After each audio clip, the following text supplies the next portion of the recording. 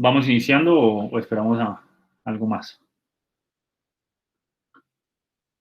No sé si quiera esperar hasta la 5 minutos o si no, igual la charla está grabada, entonces igual se va a subir al canal de YouTube. Perfecto, entonces vamos comenzando.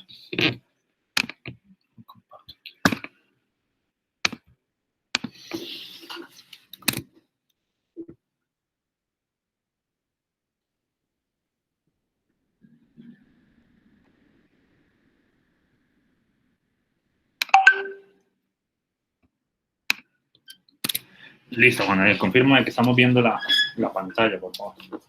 Sí, doctor, se está viendo la pantalla.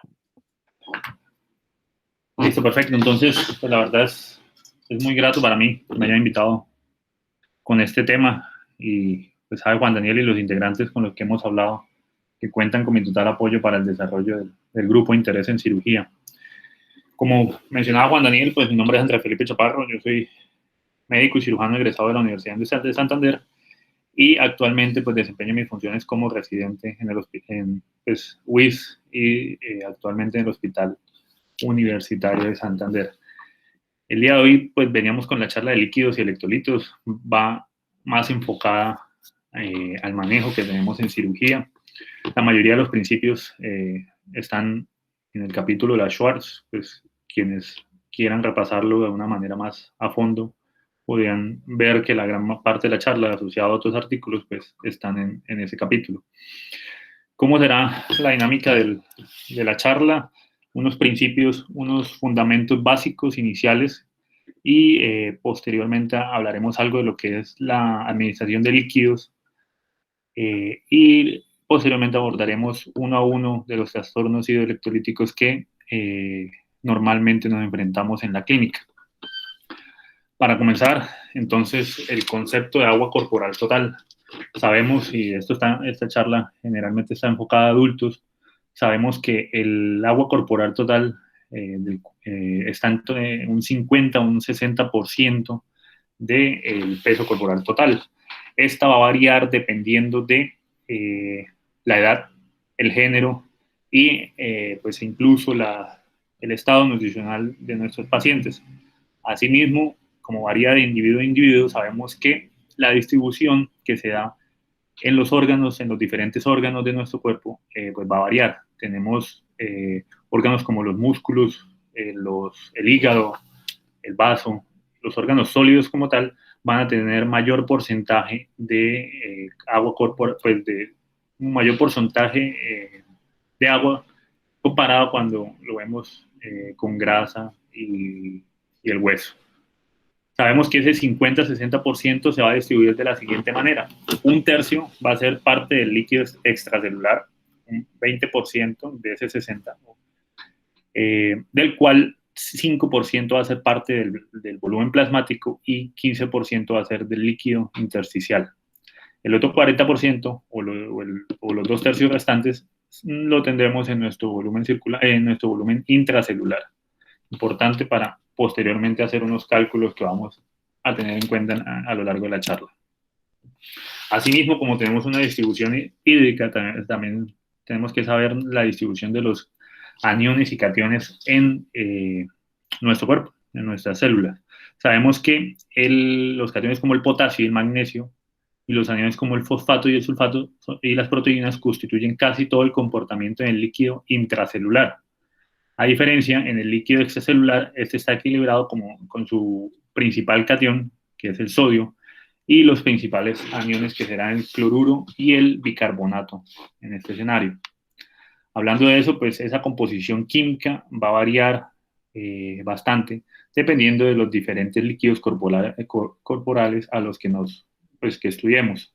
Sabiendo que en el plasma el sodio, pues normalmente tenemos un total de 142 mil equivalentes, como lo había mencionado, el principal, y en los aniones tenemos en el plasma el cloro con 103.000 equivalentes, luego el bicarbonato con 27 y así sucesivamente, pero pues saber que en el plasma tenemos un total de 16.000 equivalentes de proteínas. Cuando vemos el líquido intersticial, el sodio nuevamente 144.000 equivalentes, siendo el predominante en este escenario, y el cloro con 114. En este caso vemos que las proteínas disminuyen a un valor casi que de 1. Y cuando hablamos de líquido intracelular, este es el catión pues, que deja ser el sodio. El catión más importante será el potasio, con 150 mil equivalentes, y los aniones estarían dados a su vez por el bicarbonato en menor medida, proteínas en una mayor medida, como lo vemos en la tabla. Sabemos otro concepto muy importante en este caso, las proteínas. Sabemos que ellas van a ser pues uno de los principales determinantes de la osmolaridad plasmática y van a generar o van a determinar el equilibrio de las fuerzas entre los diferentes líquidos corporales. Determinarán el paso a través del endotelio capilar y pues cuando vemos en la clínica las alteraciones en los pacientes con hipoproteinemias o déficit de proteínas, tendremos las diferentes alteraciones que podemos ver próximamente. En cuanto al paso de iones y proteínas, estos entre los diversos comportamientos es restringido, van a depender de diferentes mecanismos, pero el agua sabemos que esta va a difundirse de manera libre. Importante para mencionar el siguiente concepto, que es el concepto de la presión encótica, que no es más que el desplazamiento de agua a través de una membrana celular, y este va a depender en gran manera de la ósmosis.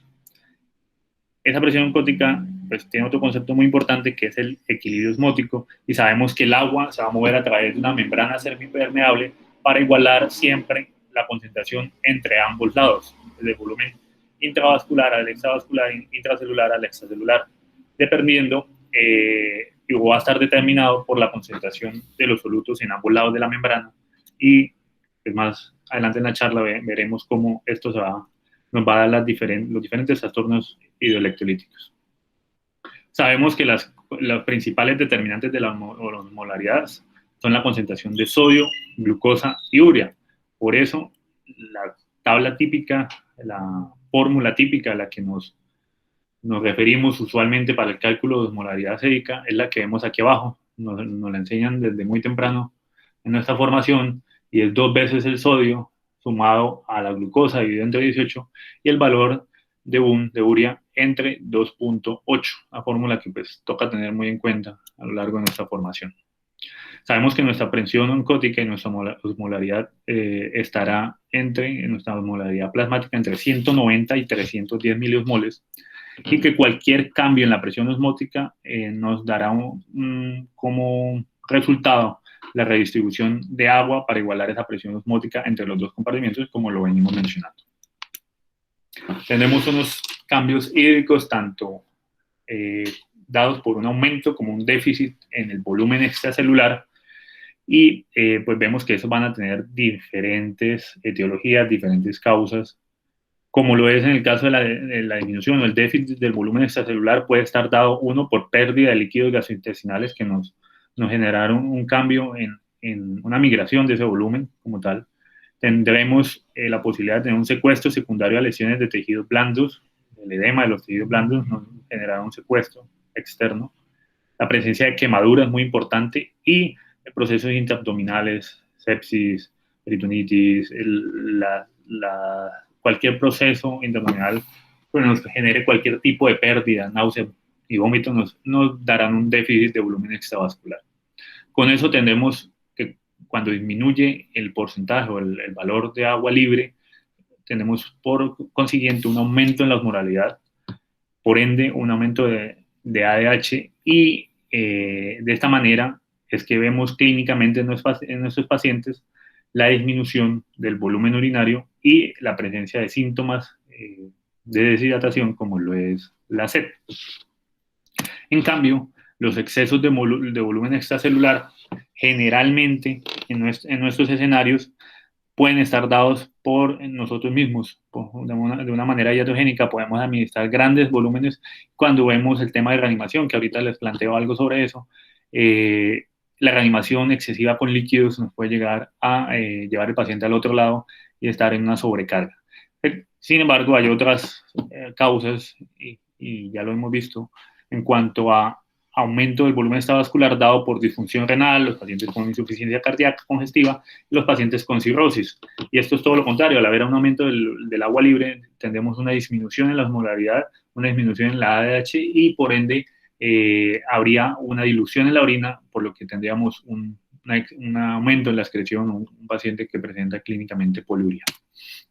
Las manifestaciones clínicas de ese déficit y de ese exceso no son más que lo que vemos en nuestros pacientes con déficit de volumen, y a quienes se les hace seguimiento diario de peso, pues tendríamos una pérdida de peso, una disminución de la turgencia de la piel, paciente con síntomas de bajo gasto, como la taquicardia, ortostatismo, hipotensión, un colapso de las venas del cuello, a nivel renal, como lo mencionaba previamente, oliguria, elevación de los azoados, y a nivel gastrointestinal podríamos llegar a documentar ilio en estos pacientes. En cambio, cuando tenemos un exceso de volumen, tendríamos todo lo contrario, un aumento de peso, edema periférico, un incremento en el gasto cardíaco,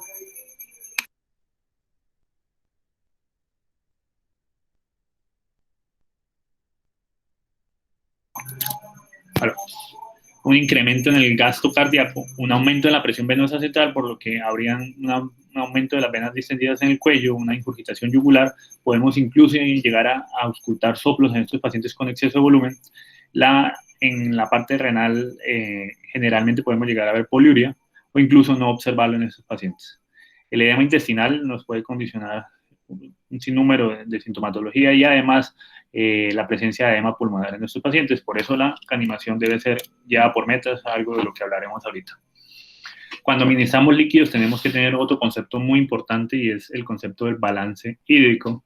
Y con eso generalmente ordenamos a nuestros pacientes el control de líquidos administrados y líquidos eliminados cuando tenemos nuestros pacientes hospitalizados o en el servicio de urgencias. Muy importante más en adultos mayores, en pacientes cardiópatas, nefrópatas, pero pues tenemos que tener un fundamento y sabemos que pues debemos saber por qué realizamos este tipo de órdenes. En cuanto a las ganancias de agua, sabemos que tenemos tanto ganancias sensibles como insensibles. Son mayores las sensibles. En cuanto a los líquidos orales, normalmente tenemos una administración por la vía oral. Nuestros pacientes entre 800 a 1500 mililitros día. Y en cuanto a los alimentos sólidos, usualmente estos varían entre 500 y 700 mililitros día. En las pérdidas sensibles serán producto de todas las cadenas, de todas las reacciones de oxidación, y estos podrían llegar a ser 250 mililitros día, con un máximo hasta 800. Pero también tenemos que tener muy pendiente las pérdidas de agua, de ese volumen, dado por pérdidas sensibles, que serán la orina, deposiciones a nivel intestinal, que variarían en orina de 800 a 1500, a nivel intestinal son más o menos 250, y existirán unas pérdidas sensibles que son dadas por sudor, las cuales pues no las podemos cuantificar. Esas variarán desde 0, incluso hasta pacientes quemados, donde esas pérdidas serán hasta de 4000 mililitros hora. Eso varía realmente mucho entre un paciente y otro. Las pérdidas insensibles serán dadas a nivel pulmonar, la respiración, de hasta 600 mililitros, incluso hasta 1800 mililitros día. Cuando vemos la composición hídrica de nuestro plasma, como ya lo había mencionado, teníamos un total de 142 miliequivalentes de sodio, 103 de cloro y 4 de potasio, bicarbonato, un total de 27, y una osmolaridad que habíamos mencionado entre 280, 290 a 310. Y esta tabla pues la traigo siempre, nos la preguntan eso es pregunta básica casi siempre de examen, pero pues debemos tener muy pendiente cuando administramos los diferentes tipos de líquidos que tenemos como opción de reposición en nuestros pacientes. Sabemos que el lactato de Ringer tiene un valor muy similar al plasma en sodio, tenemos 130 miliequivalentes, el cloro es de 109 y el potasio es de 4. Los valores de bicarbonato, sodio, son muy similares al plasma y con una osmolaridad total de 273, casi que considerada actualmente una solución isosmolar. En cuanto al cloro, el cloruro de sodio, la solución salina normal, esta no nos aporta nada de potasio, pero nos aumenta el aporte en cuanto a miliequivalentes de sodio y cloro en 154 miliequivalentes con cada uno. Traigo las otras tres para mostrar cómo la glucosa, la dextrosa en agua destilada, incluso el 5%, no nos administra ningún tipo de, no tenemos ninguna reposición de potasio, bicarbonato ni calcio. Sin embargo, tenemos una reposición media de, pues, comparado con el plasma, de 77 y 77 miliquivalentes de sodio y cloro. Cuando vamos a administrar ya soluciones hipertónicas en las cuales tenemos cloruro de sodio al 3%, vemos que estos valores aumentan bastante con respecto a la solución salina normal, con 513 en ambos casos en cuanto al sodio y el cloro. Tenlo muy pendiente, pues, porque esta solución tiene una osmolaridad de 1026. Eso en cuanto a conceptos básicos y muy generales en cuanto a lo que es líquidos y electrolitos corporales.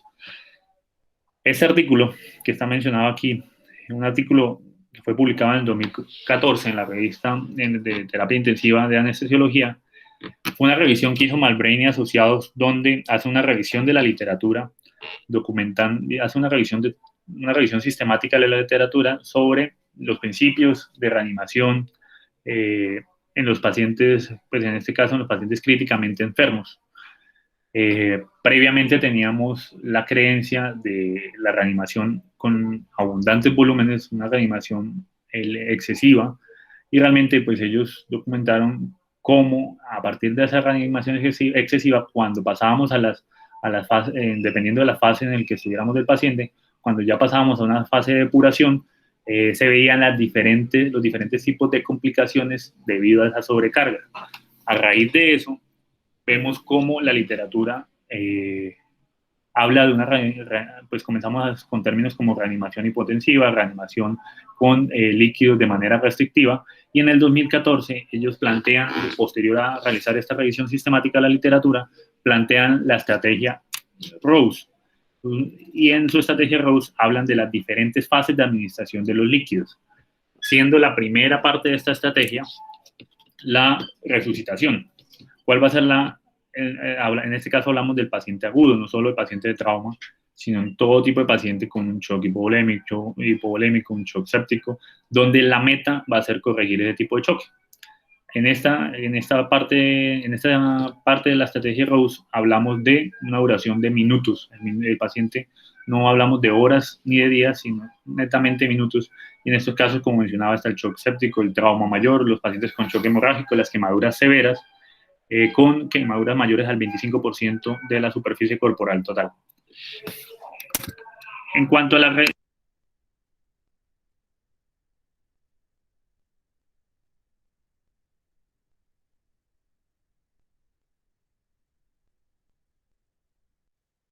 Doctor, creo que se le silenció.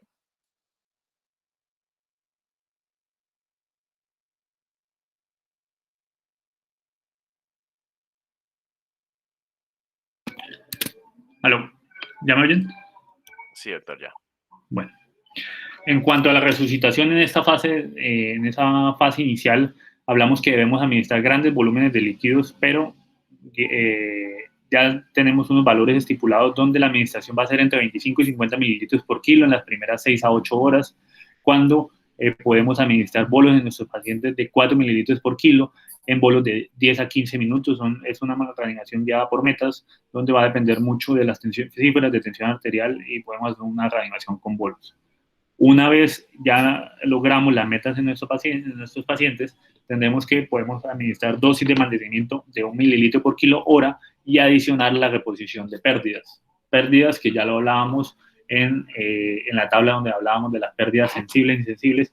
En este caso tenemos que tener en cuenta si nuestros pacientes tienen algún tipo de sonda nasogástrica, náuseas, vómito, por la cual incluso los pacientes que están con polimnia aumentarán esas pérdidas sensibles e insensibles. ¿Cuál es la meta adicional en estos pacientes? En cuanto al balance hídrico, hablamos que deben mantener un balance hídrico positivo para suplir las necesidades de esta fase.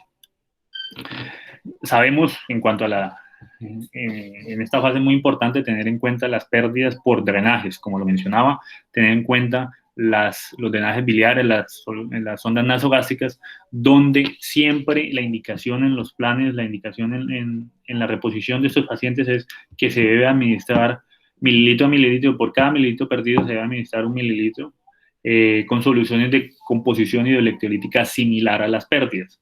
En el tracto gastrointestinal tenemos pérdidas a expensas de hidrogeniones, sodio, potasio y cloro.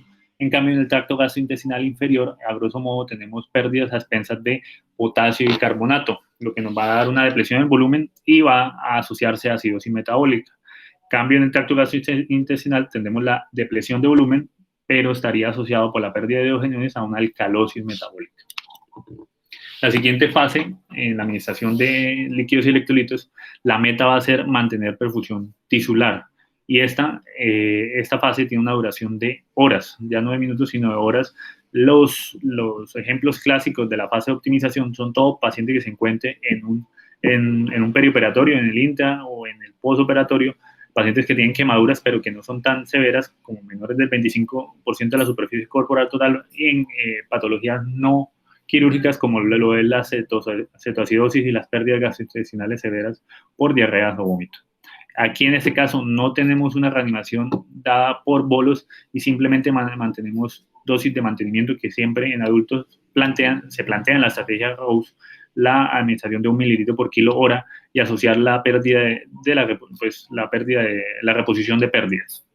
En este caso, como lo mencionaba, uso restrictivo de bolos y el balance hídrico en estos pacientes que se encuentran en esta fase, ya hablar de un balance positivo e incluso neutro. En ambas fases se debe evitar tener un balance negativo. La tercera fase que plantean ellos son los pacientes que ya se encuentran de alguna manera más estable. Generalmente hablamos de pacientes que están hospitalizados en un postoperatorio con algún tipo de pancreatitis que no es severa, no tienen grandes pérdidas por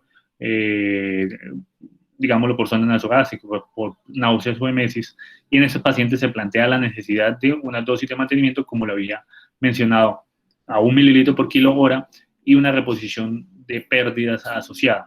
Esa reposición de pérdidas o esa dosis de mantenimiento incluso se plantea que podemos administrarla vía oral, pero que si no es posible, la administramos vía endovenosa.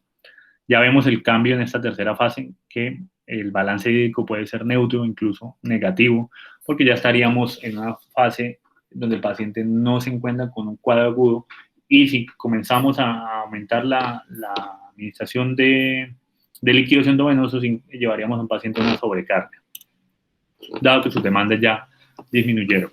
Por último, la cuarta y última fase que plantean esta estrategia, y esta estrategia es la que actualmente se encuentra en vigencia, no solo en las unidades de cuidado crítico, sino en la reanimación de pacientes en los servicios de urgencia, se puede plantear, es la última estrategia, la última parte de esta estrategia es la evacuación. Su meta principal, como ellos lo plantean, es la recuperación y el soporte orgánico. En esta parte se plantea que el paciente va a movilizar los líquidos acumulados para llegar a una homeostasis. Esta fase tiene una duración de días, semanas e incluso meses. Generalmente, incluso en los pacientes que egresan van a estar en esta fase. ¿Qué se plantea? Los pacientes deben administrarse vía oral esta reposición. Se debe evitar al máximo los líquidos endovenosos, por eso vemos que se hace la suspensión de cualquier nutrición, cualquier administración endovenosa cuando los pacientes ya se encuentran estables y están tolerando la vía oral. Evitar la hipoperfusión y debemos tener en cuenta la sobrecarga hídrica, la cual está calculada por un balance hídrico acumulado, como lo mencionaba, tener en cuenta ese cálculo, lo cual dividiremos entre el peso, lo multiplicaremos por 100, y si es mayor al 10%, sabemos que nuestros pacientes se encuentran en una sobrecarga hídrica y tenemos que tenerlo en cuenta para hacer los ajustes respectivos. ¿Qué se plantea en cuanto al balance hídrico en los pacientes con una fase de evacuación? Que siempre debe ser negativo, ojalá, o incluso neutro.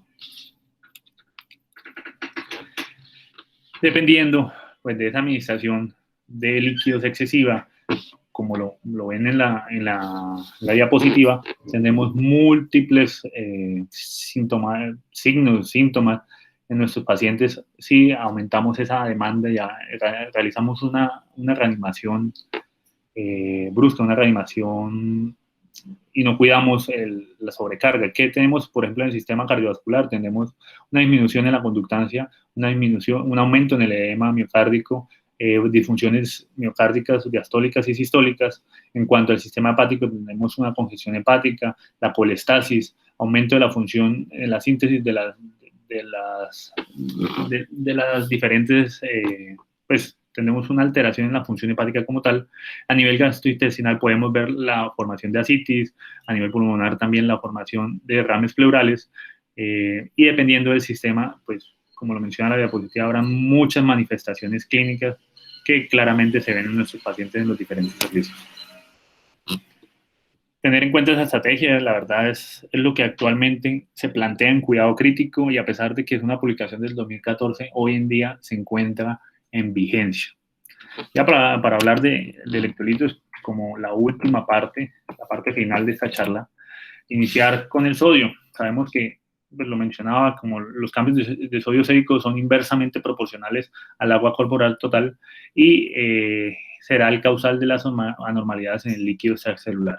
Tenemos valores normales de sodio entre 135 y 145, y cuando ya hablamos de valores por debajo de 135, hablaríamos de pacientes que están en el contexto de una hiponatremia. Tenemos diferentes tipos. El enfoque que le traigo en la charla es estos tres enfoques: una hiponatremia dilucional, en el cual tenemos un exceso de agua extracelular; una hiponatremia hiperosmolar, donde tenemos un exceso de soluto en la relación con el agua libre, pacientes que tienen algún tipo de hiperglicemia o han sido manejados con manitol; y los pacientes que tienen hiponatremia por agotamiento, donde la concentración del sodio pues disminuirá como consecuencia de la dilución del mismo, del agotamiento del sodio disponible. Esta está generalmente por una disminución en la ingesta o la pérdida de líquidos que contienen sodio, ya lo hemos mencionado. Entonces, también en la literatura se plantea abordar la hiponatremia dependiendo del estado del volumen de nuestros pacientes. Tenemos pacientes con volumen bajo, volumen normal o volumen alto.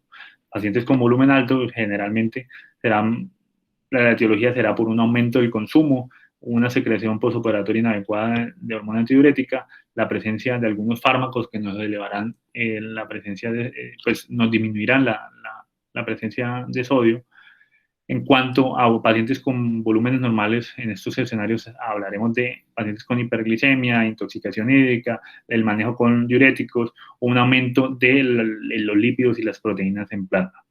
Pacientes con volumen bajo hará referencia a, uno, la disminución del consumo, la presencia de pérdidas gastrointestinales, pérdidas renales; los diuréticos nuevamente aparecen en este escenario; y pacientes con enfermedad renal primaria, donde serán perdedores de sodio. En cuanto a los tiempos, la hiponatremia, a grosso modo, la podemos clasificar como aguda, pacientes que la presentan menor a 48 horas, y crónica, cuando esta excede las 48 horas o simplemente no tenemos una duración clara. Hablábamos de valores por debajo de 135, donde leve va a ser hasta 30, 135, 134 a 130, moderada de 120 a 129, y pacientes con hiponatremia severa, ya cuando hablamos de 120 miliequivalentes por litro o inferior, donde generalmente si no se da una corrección adecuada, una sobrecorrección, tendremos complicaciones.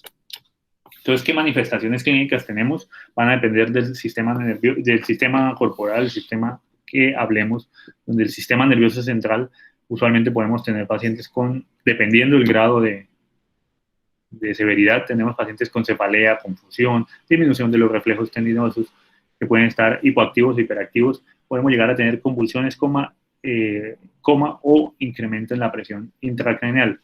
En el sistema musculoesquelético, el paciente puede presentar debilidad, fatiga, calambres musculares e incluso fasciculaciones. Gastrointestinal, náuseas, emesis, anorexia e incluso diarrea acuosa. Y en el sistema cardiovascular tenemos hipertensión, una hipertensión compensatoria, bradicardia, y si llega a haber algún tipo de hipertensión endocraniana. O están descritos en otros sistemas, obviamente el renal, hablábamos de oliguria, y en tejidos como la salivación excesiva o la presencia de epífora. En cuanto al manejo, ya para ir a algo práctico, esto es un concepto bastante práctico, tenemos que, uno, tratar la enfermedad subyacente, saber por qué estamos perdiendo ese sodio, y las metas de tratamiento de sodio sérico son muy importantes, dado que tenemos que tener en cuenta que debemos tener un aumento de sodio sérico entre 4 a 6 miliequivalentes por litro dentro de las primeras 4 a 24 horas. ¿Qué tenemos que tener muy en cuenta?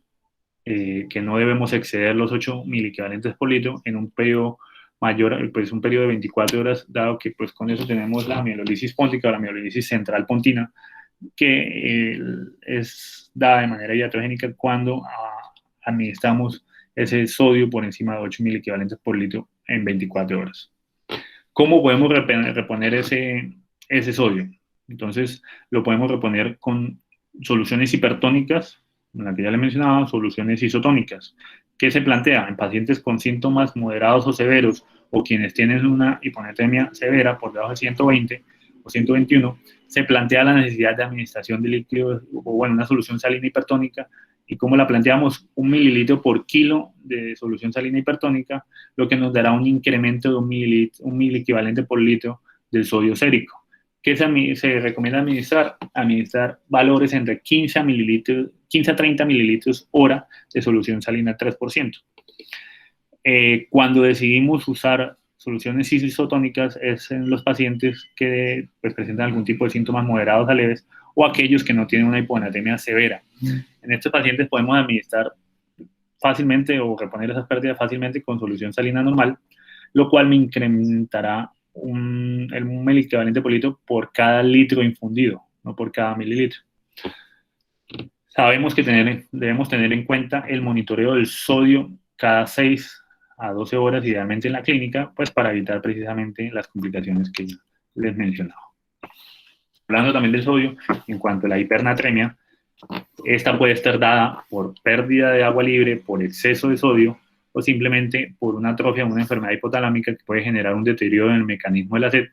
En pacientes que tienen algún tipo de acceso restringido a los líquidos, que no tienen vía oral y no lo reponemos, alteración en la liberación de hormona antidiurética, como lo es en los pacientes con diabetes insípida. Generalmente los síntomas van a depender de la concentración y vemos que generalmente se presentan en los pacientes que exceden los 160 miliequivalentes por litro. De igual manera, la literatura plantea que se haga un abordaje dependiendo del estado del volumen de los pacientes, donde nuevamente plantean pacientes con volumen depletado, volumen normal o volumen alto.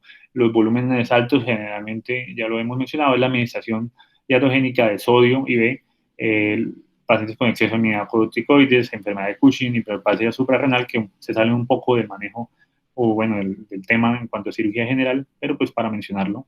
En cuanto a estados de volumen normal, tenemos pacientes con pérdidas renales de agua, la sudoración, las pérdidas gastrointestinales, las pérdidas renales y el uso de diuréticos y también la diabetes insípida que ya había sido mencionada. En cuanto a pacientes con volúmenes bajos, estos nuevamente son muy similares al volumen normal y van a depender realmente del estado del paciente. Nuevamente están las pérdidas gastrointestinales, renales, de la piel y el uso de diuréticos. Igualmente, tener en cuenta, seguir el mismo esquema con el que venimos, tenemos la posibilidad de tener manifestaciones clínicas a nivel de los diferentes sistemas, donde van a depender de la severidad en el sistema nervioso, pacientes que pueden estar inquietos, letárgicos, con ataxia, irritables, con delirio, convulsiones, incluso coma.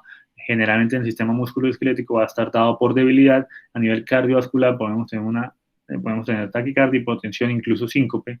En los tejidos podemos ver los tejidos secos, una lengua roja tumefacta y la disminución de saliva o de lágrimas, contrario a lo que mencionábamos. Y a nivel renal podemos tener oliguria. Incluso podemos llegar a tener fiebre a nivel metabólico.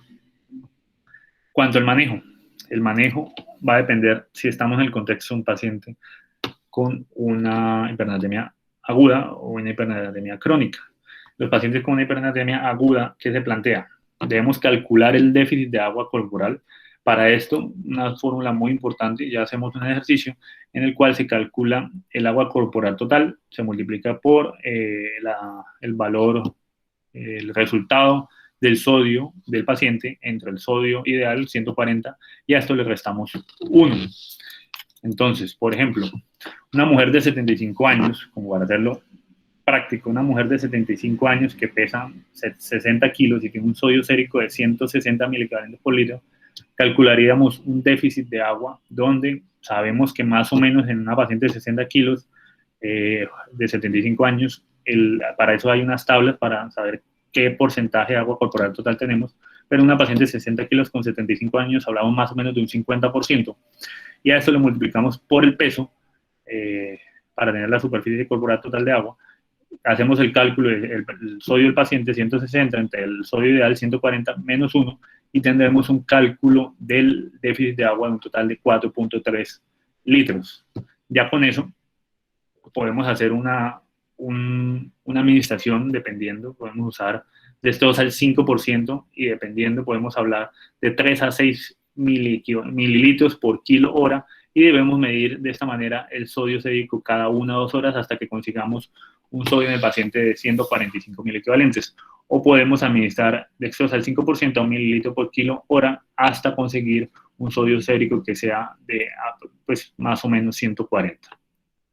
Cuando tenemos pacientes con hipernatremia crónica, sabemos y debemos tener en cuenta para evitar las complicaciones que debemos reemplazar solo una fracción en las primeras 24 horas, lo suficiente para disminuir mínimo 10 miliequivalentes por litro de sodio sérico. En este caso, el déficit de agua corporal lo calcularíamos como 3 mililitros por kilo y lo multiplicaríamos por esta fórmula que vemos aquí, esto con el fin de hacer una reposición adecuada. Y en estos pacientes con un déficit crónico, pues con un aumento crónico, deberíamos medir idealmente el sodio sérico cada 6 horas. En cuanto al potasio, segundo electrolito del que vamos a hablar hoy, como sabíamos que el potasio lo tenemos en mayor parte en su volumen extracelular, sabemos que solo el 2% del potasio total del cuerpo se encuentra en el volumen, en el espacio extravascular, habíamos mencionado que se encuentra en el espacio intracelular predominantemente, por lo que este va a ser fundamental para las funciones cardíacas y neuromusculares. El otro restante, el 98% de la totalidad, se encuentra a nivel del volumen, a nivel del espacio intracelular, y hablamos de valores normales de 3.5 a 4.5, incluso 3.5 a 5 miliequivalentes por litro. Para hablar de los trastornos ya del potasio, la hipocalemia como tal, sabemos que por cada 1 miliequivalente de litro que disminuye el potasio sérico, esto se va a ver reflejado a nivel intracelular por un déficit aproximadamente de 200 a 400 miliequivalentes, dado la premisa anterior del 2 y el 98%. Este potasio, sabiendo cómo se mueve a nivel intracelular, va muy ligado al magnesio, y debemos tener en cuenta que la reposición de potasio, o pacientes, mejor dicho, veámoslo de la siguiente manera: los pacientes donde la reposición de potasio se ve de alguna manera dificultada, tenemos que tener en cuenta los valores de magnesio, de manera que si corregimos ese magnesio, muy probablemente el potasio irá de la mano. El reemplazo oral es el método ideal. La literatura plantea que idealmente debemos hacer unas reposiciones vía oral, es más eficiente y idealmente debe ser por esta vía, incluso cuando tenemos unas reposiciones altas o la necesidad de reponer altos volúmenes. ¿Qué tenemos en cuanto a las causas, las etiologías? Tenemos pacientes que tienen consumo inadecuado, como lo es la dieta, la administración de líquidos intravenosos sin potasio, la nutrición parenteral. En pacientes quirúrgicos generalmente son deficientes de potasio y se debe tener en cuenta para una suplencia por vía periférica o vía oral. La excreción excesiva de potasio, como es en pacientes con diuréticos o pacientes con hiperaldosteronismo. Y esta es la más importante y es la más frecuente. Generalmente las pérdidas gastrointestinales nos van a dar, pues en la clínica, valores de hipocalemia usuales, o son los pacientes que más vamos a ver, donde la pérdida directa de potasio va a estar dada directamente por el líquido gastrointestinal, tracto gastrointestinal inferior, como lo veíamos, pacientes con diarrea, las pérdidas renales o los pacientes con pérdidas por líquido gástrico dado por vómito, o las sondas nasogástricas. Tener en cuenta que los pacientes que estén con algún tipo de sonda nasogástrica siempre deben tener una administración de los basales de potasio día. Por eso, este valor es muy importante, este concepto es muy importante, y siempre que nuestros pacientes en la clínica, y generalmente cuando estudiamos gases arteriales, saber que cuando haya una disminución de más o menos 0.3 miliequivalentes por litro en el potasio sérico, tendremos un aumento del 0.1 del pH sérico sobre los valores normales, esto dado por el los movimientos de potasio comparado con hidrogeniones a nivel intra y extracelular. Manifestaciones clínicas, nuevamente, varían dependiendo de la gravedad y a nivel gastrointestinal, siempre que tengamos un paciente con ilio, así como los pacientes con hipocalemia van a presentar ilio, también sospechemos que nuestros pacientes con ilio en la clínica, descartar como causa muy importante la hipocalemia. Pacientes con estreñimiento, a nivel neuromuscular podemos tener fatiga, disminución de los reflejos, debilidad y parálisis. A nivel cardiovascular, múltiples complicaciones, taquiarritmias, incluso hasta el paro cardíaco. Y pues como para describirlo y tenerlo presente, sabemos que los pacientes en el electrocardiograma podemos llegar a tener o documentar inversión de la onda T con depresión del cemento T y unas ondas subpresentes, incluso la prolongación del QT. Ya para hablar de algo más práctico, ir al manejo, la reposición del potasio sérico será, normalmente hablaríamos de reposiciones de 1 a 3.000 equivalentes por kilo día, y usualmente podemos hacer una administración, una reposición por bolos, donde podemos dividirla de 2 a 4 dosis, aumentando hasta un máximo de 120.000 equivalentes en 6 horas. Pero sabemos que esta reposición la podemos dar por vía oral, por vía endovenosa, tanto periférica como central, y para esto hay unos valores que la literatura normalmente ya nos ha estipulado para evitar las complicaciones a nivel de vascular periférico. Sabemos que siempre que administremos potasio IV podemos administrar hasta valores máximos de 10.000 equivalentes en una solución de 100 mililitros o una tasa máxima de infusión de 10.000 equivalentes por hora. Algunas literaturas algunos escritos hablan de hasta 6.000 equivalentes por hora, ya que valores como 10 pues, nos pueden aumentar el riesgo de flebitis y pérdida de realmente esa vía vascular, esa vía periférica. Ya cuando tenemos un acceso central, un acceso central, un catéter yugular o subclavio, esa concentración puede aumentar hasta 20.000 equivalentes por 100 ml, que es lo estándar, y usualmente podemos tener una máxima tasa de infusión de hasta 20.000 equivalentes por hora, pero saber que en esos pacientes con dosis tan altas debemos realizar un monitoreo cardíaco. Normalmente, cuando tenemos pacientes que toleran la vía oral, podemos conjugar la administración de esa reposición vía oral y vía endovenosa, donde podemos administrar el máximo permitido por una vía endovenosa, generalmente periférica, y por vía oral podemos administrar hasta 120.000 equivalentes por un periodo de 6 horas con un control sérico que se debe hacer periódico cada 6 a 8 horas. Saber que pues, cuando administramos el potasio vía oral podemos llegar a tener incluso diarrea en nuestros pacientes, entonces pues tener en cuenta esas dosis.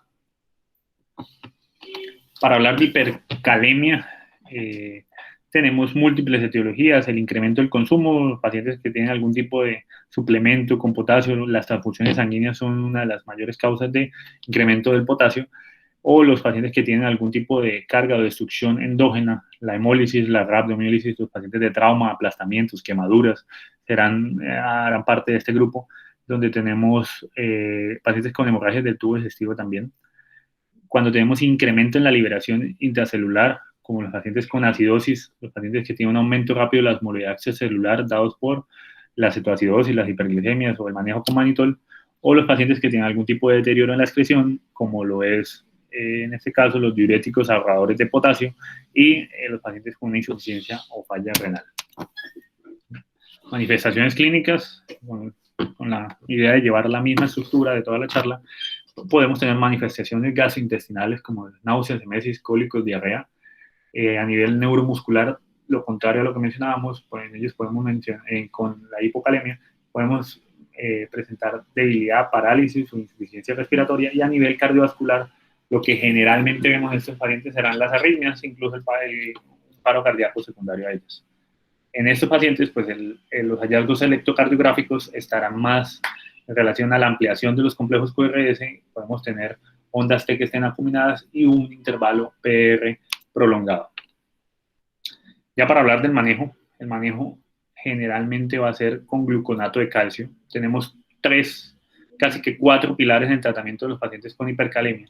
El primero, y es el que usualmente tenemos a primera mano, es el gluconato de calcio, que lo podemos administrar por pues el cloruro de calcio para la vía central y el gluconato de calcio para el acceso periférico.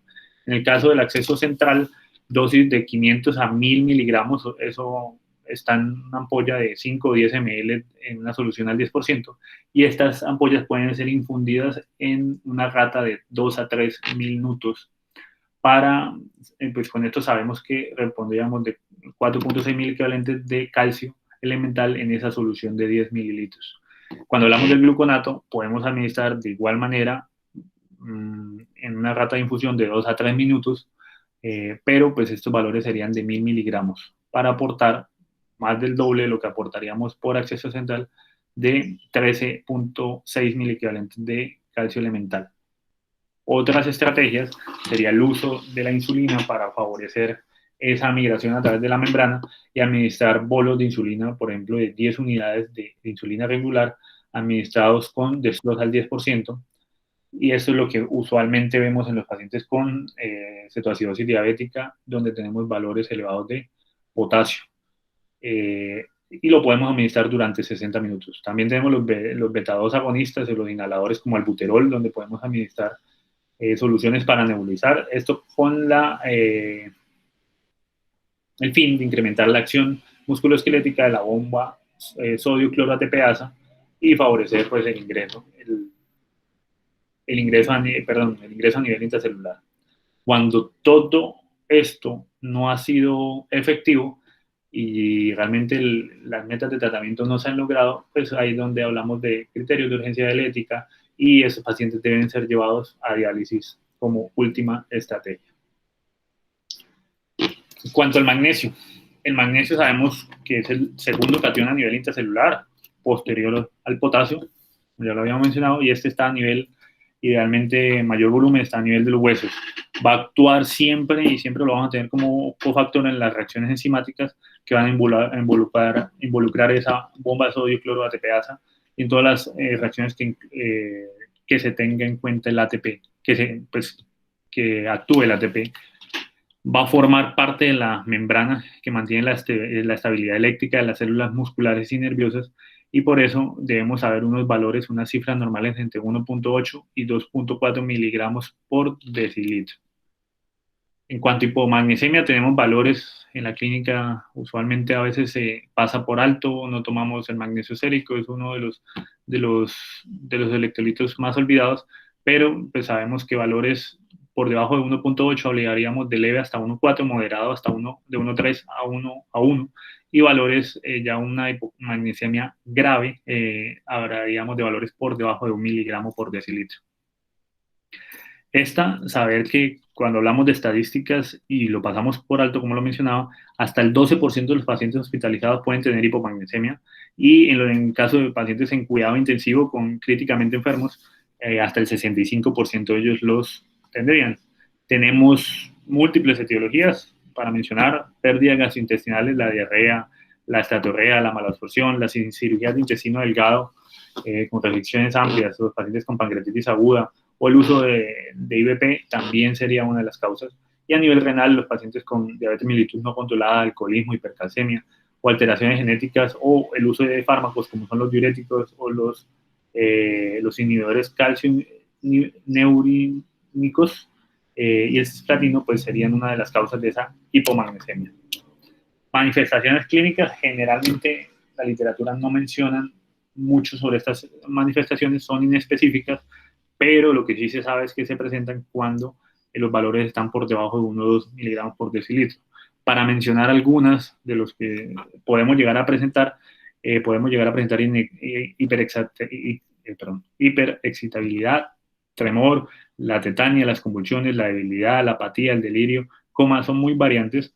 En cuanto a las cardíacas, podemos tener arritmias supraventriculares, las arritmias ventriculares o ensanchamientos. Pues podemos documentar en el electrocardiograma ensanchamiento del QRS o aumento del PR y el QT. En cuanto a alteraciones iónicas secundarias a ese hipomagnesemia, podemos llegar a tener lo que mencionaba, una hipocalcemia, un hipoparatiroidismo o incluso la hipocalemia.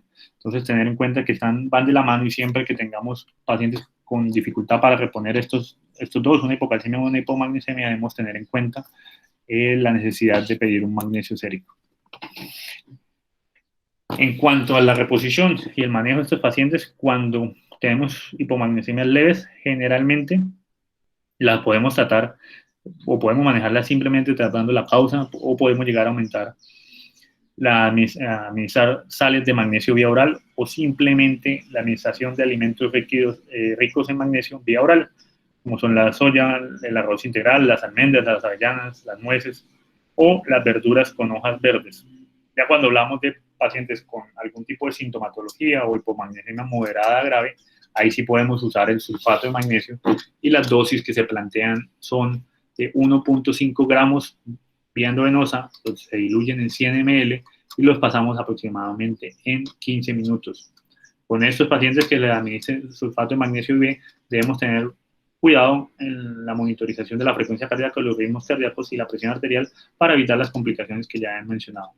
Debemos evitar administrar el magnesio IV en bolos rápidos, dado que podemos tener consecuencias como lo es el bloqueo AB, la hipotensión y la bradicardia. Por último, para hablar de la hipermagnesemia, sabemos que es poco frecuente. Realmente aparecen pacientes que tienen alguna insuficiencia renal crónica, otros pocos en insuficiencia renal aguda, o cuando administramos de manera diatogénica magnesio IV a dosis altas. Las manifestaciones en la clínica van a variar mucho, pero pues generalmente las vemos cuando los valores exceden los 4.8 miligramos por decilitro y los efectos tóxicos generalmente del magnesio se van a ver potenciados por otro tipo de medicamentos como lo es la digoxina. Podemos tener un aumento de la sintomatología por acidosis metabólica, por hipercalcemia o incluso podemos llegar a ver hipercalemia concomitante en estos pacientes. Los síntomas van a variar mucho. Podemos tener hipermagnesemias de hasta con valores mayores a 18 miligramos por decilitro o 15 miliequivalentes por litro, donde el bloqueo AB completo y la sistolia va a ser el resultado final. Y va a depender, dependiendo de esos niveles, si tenemos náuseas, vómito, exantema, cefalea, hipotensión, bradicardia o ensanchamiento del QRS cuando tenemos mayores a 7,2 pero menores a 12. Y ya cuando hablamos de valores de 12 a 18, ya la parálisis muscular, la tetraplegia, la insuficiencia o depresión respiratoria, incluso la apnea, estarían presentes. Generalmente el manejo de la hipermagnesemia va a estar encaminada a retirar los alimentos ricos en magnesio. Debemos dejar de suplir en la dieta el magnesio. Y en los pacientes que tienen una insuficiencia renal avanzada o tienen síntomas graves o inestabilidad hemodinámica, generalmente se habla de que el manejo debe ser con hemodiálisis. Pacientes con hipermagnesemia moderada, simplemente el manejo con fluidoterapia, los líquidos endovenosos y el uso incluso de furosemida IV a dosis de 20 miligramos por cada 8 horas puede ser una de nuestras estrategias. En pacientes con hipermagnesemia grave, podemos utilizar ampollas de gluconato de calcio al 10%, una o dos ampollas diluidas en 100 mililitros y pasar en 20 minutos. Esta era la revisión, pues la idea de traerles el tema el día de hoy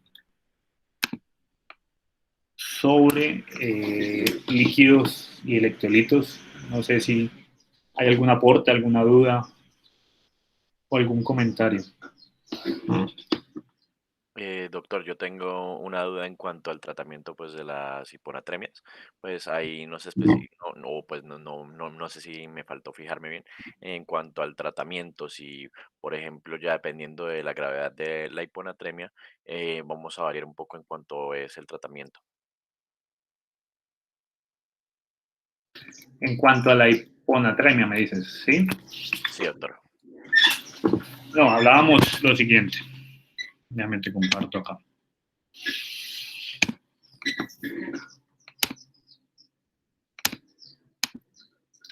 No va a depender tanto de la severidad en la rata de difusión, sino simplemente en cuanto a con qué lo vamos a reponer.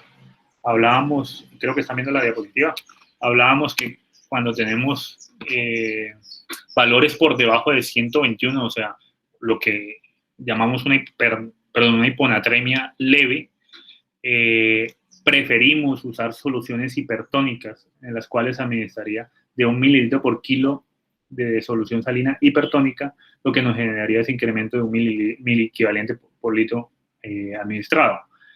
Lo que variaría en la severidad es que pacientes con hiponatremias moderadas o leves, las leves casi que solamente con solución salina y con basales las sacamos adelante, pero en pacientes con moderada o con algún tipo de sintomatología preferimos administrar solución salina a pues a dosis de 1 equivalente por litro, lo que se vería dado normalmente por administración de basales o incluso el doble de los basales en estos pacientes.